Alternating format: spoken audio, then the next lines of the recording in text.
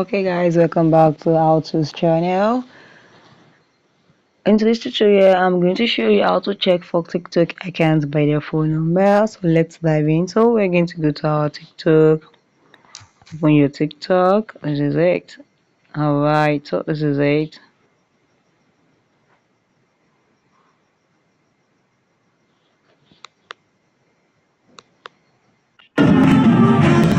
So now this is your TikTok. So now you come to your profile here. Come to your profile. Oh, sorry. Okay, there's a profile here and click on this plus button here. And this is a suggested. Then click on contact. Once you click on contact, these are the contacts that you have on your phone. You can see, just click on them, just follow, and this is it. You can now add and follow them with your contact very easily. So if you found this video helpful, click the like button, share, and comment.